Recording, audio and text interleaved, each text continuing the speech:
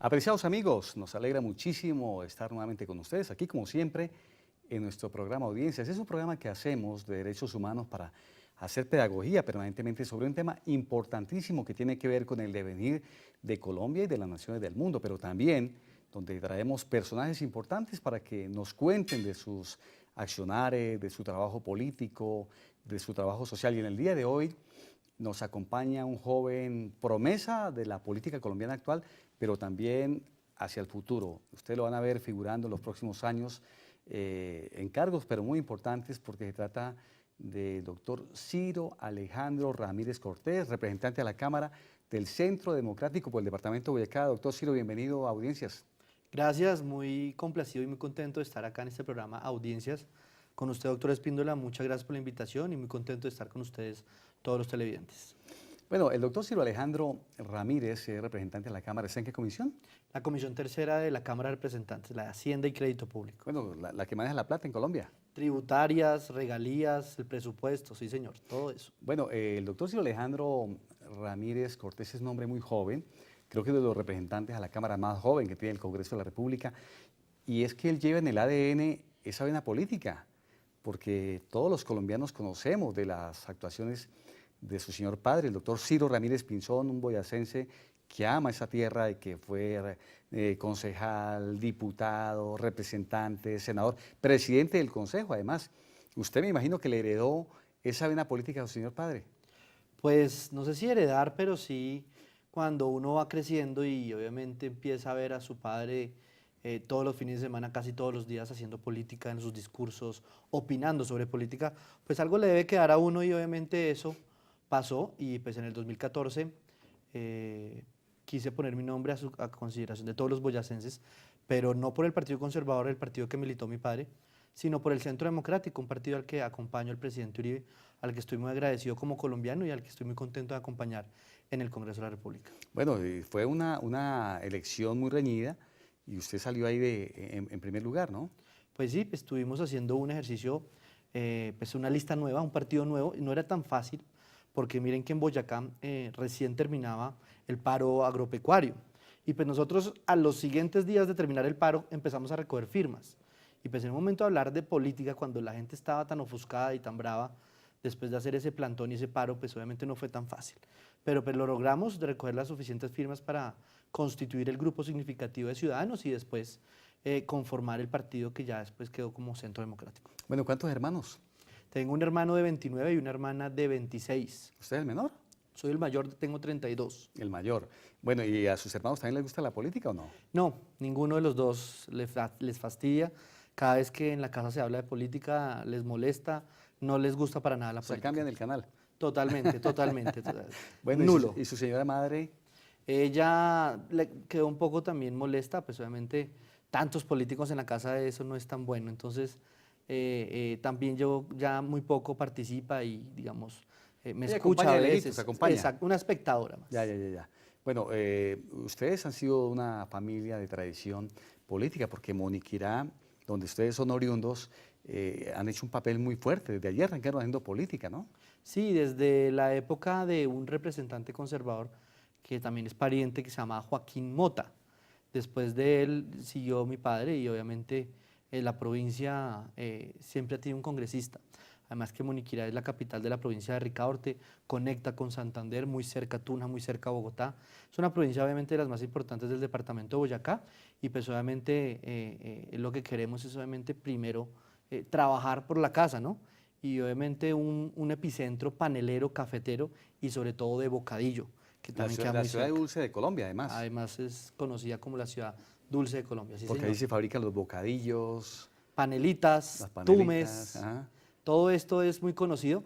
Obviamente estamos ya a pocos días de que nos entreguen la denominación de origen al bocadillo veleño, pero mucho de bocadillo se hace y se produce en Moniquirá. O sea que el bocadillo veleño no es de Vélez, sino de Moniquirá, ¿o qué? Pues muchos de lo que se produce es en Moniquirá y obviamente el gremio de los bocadilleros pues tiene una gran participación pues, los productores moniquireños. Bueno, en Moniquirá también, además que se produce para el municipio, para el departamento y para el país, también se está exportando bocadillo, ¿no? Sí, bastante. Ha empezado a exportarse bastante y sobre todo ha tenido una gran acogida en países como Ecuador, Perú, Bolivia, Venezuela. Los países muy cercanos ha tenido una gran acogida.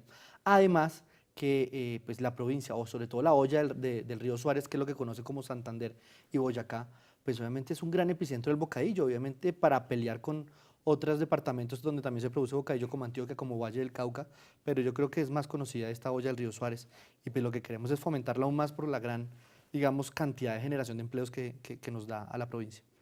Doctor Silvio Alejandro, ¿dónde usted estudió? ¿Qué terminó? Estudié en la Universidad Javeriana, acá en Bogotá, estudié Derecho y obviamente en ese ejercicio después del Derecho hicimos unos posgrados en la Universidad del Rosario, Derecho Contractual, en el externado una especialización de Derecho Minero Petrolero y en la Javeriana, la misma Javeriana, hicimos una especialización de Derecho Societario. Bueno, ¿y cómo es que en un momento determinado toma la determinación de ir a la Cámara? Pues yo tenía un grupo de amigos en Boyacá donde empezamos a hablar del tema y empezamos a poner nuestro nombre a consideración y a molestar con eso.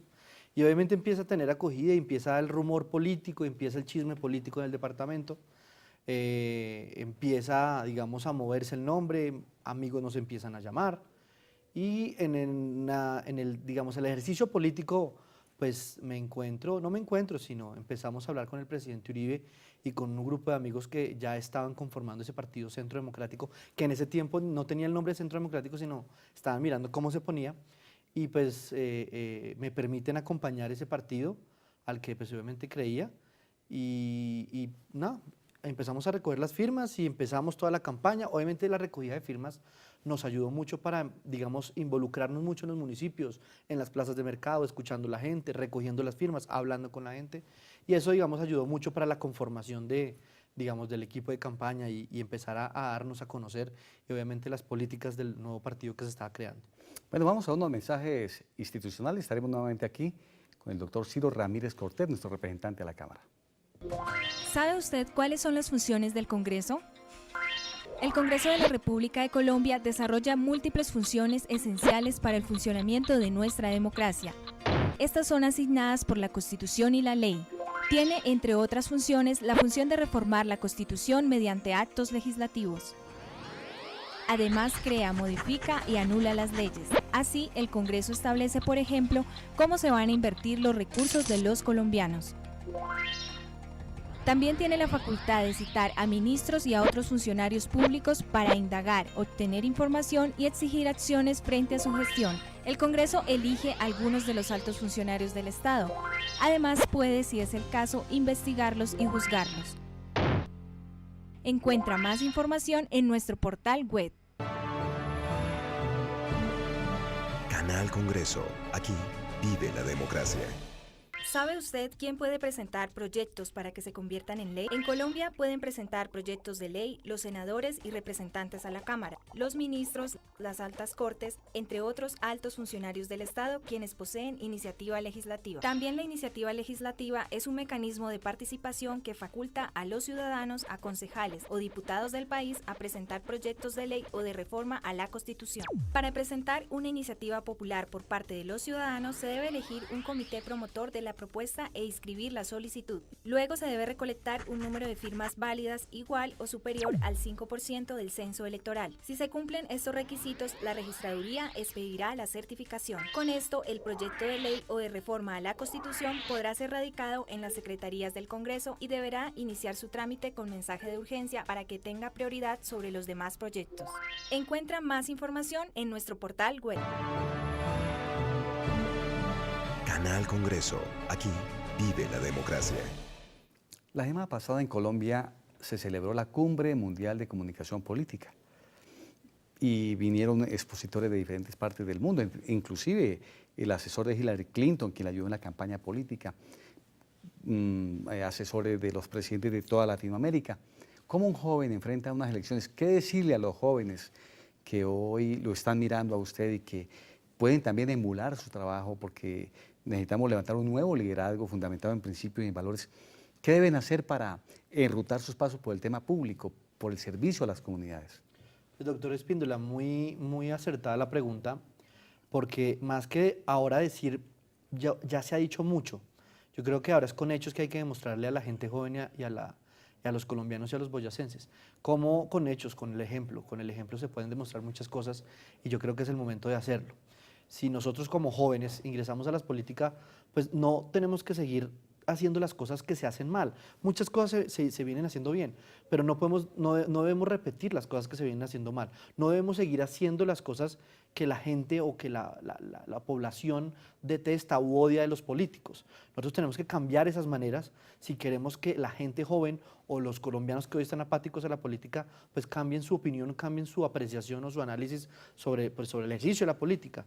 Entonces, pues, ¿qué comunicar? Pues yo creo que más con el ejemplo y comunicar las cosas de que nosotros como jóvenes queremos hacer las cosas diferente. Bueno, y de hobbies, cuéntenme, ¿cuál es su hobby? Me gusta mucho la televisión, soy un fanático de las películas, de ver televisión y leer. Me gusta mucho leer, soy un ratón come libros, me gusta mucho leer, leo bastante. Y además de eso, todos los deportes. Yo tengo un equipo de fútbol, entonces cuando voy a los municipios comienzo haciendo un partidito y después sí hacemos la reunión política. Entonces eso también me ha permitido entrar en grupos de jóvenes en los diferentes municipios y ciudades de Boyacá, porque es una forma de romper el hielo con los jóvenes. Y además de que me gusta jugar fútbol, tenemos nuestro grupito y eso nos la venimos pasando en varias provincias y varios municipios del departamento. Porque lo vemos permanentemente que termina aquí las sesiones y lo vemos en Boyacá, en los municipios, en la provincia. ¿Cómo alterna ese trabajo legislativo con el trabajo de contacto con las comunidades, con los alcaldes, con los concejales, con los diputados, ese contacto cara a cara que lo ha caracterizado? Yo creo que en eso le ha aprendido mucho el presidente Uribe y él nos ha recalcado mucho y nos ha insistido bastante sobre el permanente contacto con la gente. Si nosotros no nos mantenemos al pie de las personas, escuchando la problemática, si pasó algo en Sogamoso, en Ditama, en Tunja o en Chiquinquirá, pues nosotros cómo vamos a estar hablándoles a los boyacenses o hablando por los boyacenses si no estamos y no se lo estamos escuchando. Entonces yo creo que eso es lo más importante del ejercicio público. No solo de un político, sino de cualquier funcionario o servidor público. Debe siempre tener permanente el contacto con las personas. ¿Cómo lo hago? Pues yo creo que separando la semana, trato de hacer de lunes a miércoles o a máximo a jueves en Bogotá y el resto de la mitad de la semana en Boyacá, recorriendo las diferentes provincias y tratando de hablar con los boyacenses. Bueno, ahora que ha venido recorriendo permanentemente el departamento, ¿cuál es el principal problema que encuentra en el departamento? ¿Qué le pasa a Boyacá hoy? Yo creo que a Boyacá, de todas las cosas que padecen no solo Boyacá, sino todos los departamentos, está el tema del sistema de educación, que yo creo que hay muchas cosas por mejorar, nomás estamos en un pleno paro de maestros. Dos, la salud.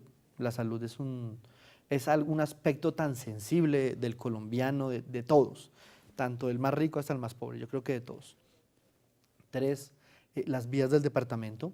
Boyacá es un corredor vial y por eso se hace más importante las vías.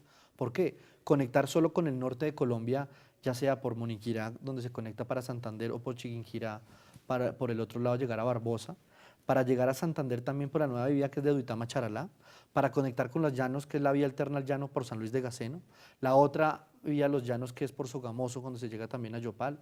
Además de eso, la conexión que se está realizando por la transversal de Cisga, que llega hasta Tunja, Chiquinquirá y conecta con el Magdalena Medio, que es Chiquinquirá, Otanche, Puerto Boyacá. Entonces, si nosotros nos ponemos a ver en un mapa, Boyacá se convierte como en un intermediario de una conexión vial muy grande del país, de conectar simplemente el centro con el norte del país o del centro oriente del país con el Magdalena Medio. Entonces, yo creo que esto va a generar un impacto muy grande en la economía de nuestro departamento si nos preparamos para recibir.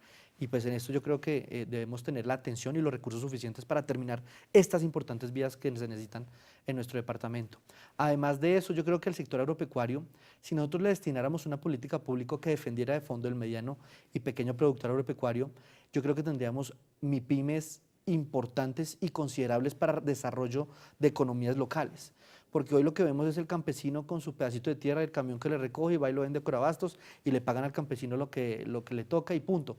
Si nosotros empezamos a desarrollar que ese hijo de ese campesino que vaya y estudie, que aprenda un poco más de comercialización, un poco más de administración de empresas, de pronto pueda desarrollar eso en una pequeña empresa, una microempresa, yo creo que le vamos a dar ese valor agregado que necesitan nuestros productos y podemos empezar a cambiar un poco lo que queremos de Boyacá.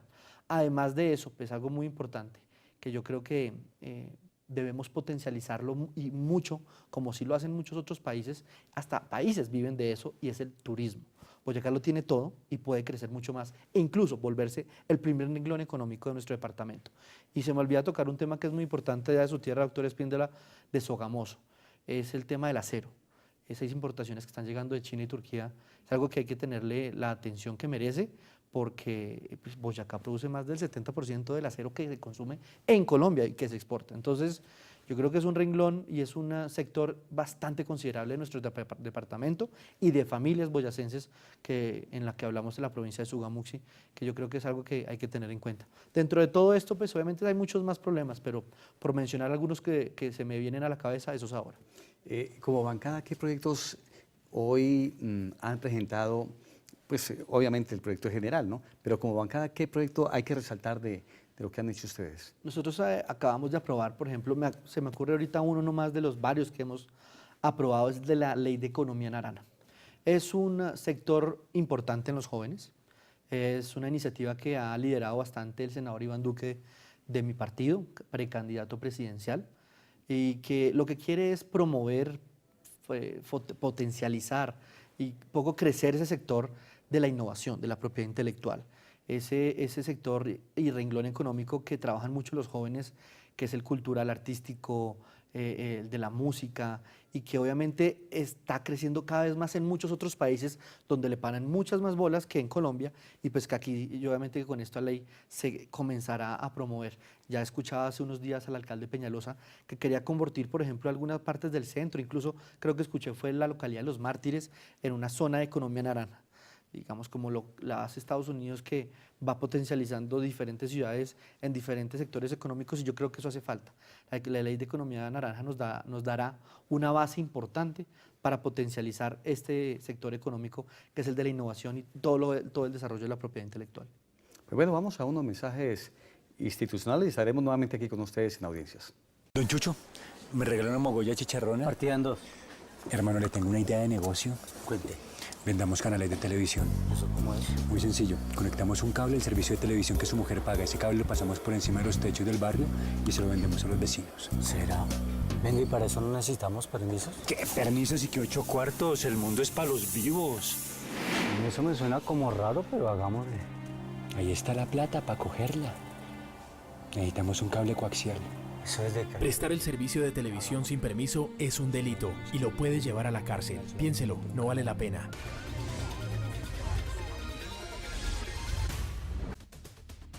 ¿Sabe usted cómo está conformado el Congreso de la República? El Congreso de la República está conformado por 2 cámaras, el Senado con 102 miembros elegidos a nivel nacional y la Cámara de Representantes compuesta por 166 integrantes elegidos en los departamentos. A su vez, el Congreso está dividido en 7 comisiones constitucionales que se especializan en temas para facilitar el trámite legislativo y de reforma constitucional. Entre los temas más relevantes que tratan las comisiones son la Comisión Primera, Reformas a la Constitución y Derechos Fundamentales. La Comisión Segunda trata temas internacionales y de seguridad nacional. La Comisión Tercera, Impuestos y Crédito Público. La Comisión Cuarta, Presupuesto. La Comisión Quinta, Temas Agrarios y de Medio Ambiente. La Comisión Sexta, Servicios Públicos, Educación y Cultura. Y la Comisión Séptima, Salud y Vivienda. Encuentra más información en nuestro portal web.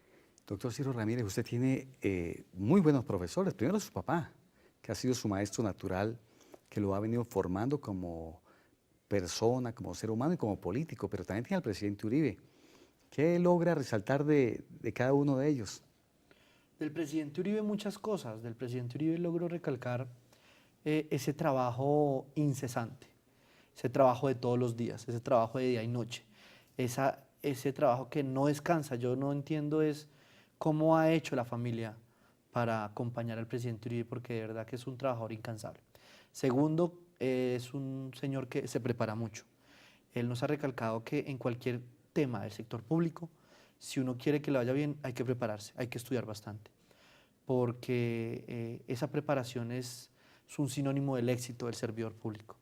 Y tercero, el permanente contacto con la comunidad. Yo creo que ese es uno de los grandes éxitos del presidente Uribe, y el saber comunicar.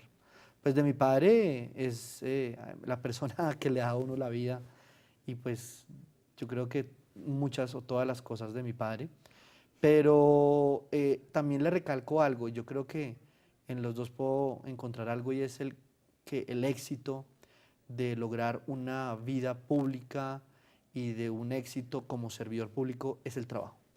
Yo desde que recuerdo eran fines de semana, todos los del año, en Boyacá, llegaba los domingos por la noche cansado, pero era todos los fines de semana. Yo creo que eso era de no acabar, y yo creo que es un sinónimo de éxito la persistencia, el sinónimo de consistencia, de trabajo todos los días. Yo creo que eso es lo que más coinciden las personas que han tenido éxito en el ejercicio público, y yo creo que en cualquier cosa, es el trabajo y la constancia. ¿Alguna anécdota con su señor padre mientras lo acompañaba haciendo campaña en algún lado? Pues la verdad que una vez en el municipio de Saboya, lo acompañábamos de vez en cuando, y estábamos almorzando y él se paró rápido para empezar el discurso. Y cuando él empieza el discurso por allá, pues todos los escuchábamos porque estábamos cerca donde se daba, donde se empezaban a hablar. Y él empieza a hablar y dice: pero ahora, después de mi intervención, nos va a dar unas palabras en nombre de las juventudes mi hijo Ciro Alejandro. Cuando yo escucho eso me asusté, porque era una reunión de no era muy grande, pero sí eran unas 100, 200 personas. Cuando me asusté, y pues obviamente una persona que nunca ha dado un discurso, pues ese pánico escénico, ese pánico de hablar al público, pues obviamente le empieza a uno a meterse por todo el cuerpo. Y pues yo me paré y todo el mundo empezó a llamar, y vaya y párese en la tarima y vaya y hable. Y yo cogí el micrófono, y en este momento no recuerdo, pero cogí el micrófono y solo con el saludo, pues de lo nervioso que estaba, di el nombre de otro municipio, y ahí ya empecé mal. Entonces se imaginarán cómo fue el resto del discurso, que fue fatal, pero de verdad que eso le ayuda a uno para empezar a eliminar los nervios que a veces le generaban a uno cuando empezaba a dar el discurso. O sea que ahí fue su debut, su lanzamiento como político. Sí, yo creo que sí, ese fue uno de los primeros discursos que yo di, y comencé bien mal, pero de verdad que esos son los ejercicios que toca para ir aprendiendo. Bueno, y con el presidente Uribe, ¿alguna anécdota en particular? Con el presidente Uribe, una anécdota curiosa o graciosa, pues de verdad que lo he podido tener varias veces en Boyacá, y me siento muy contento de tenerlo, por ejemplo, en mi tierra, porque he tenido la oportunidad de tenerlo 2 veces.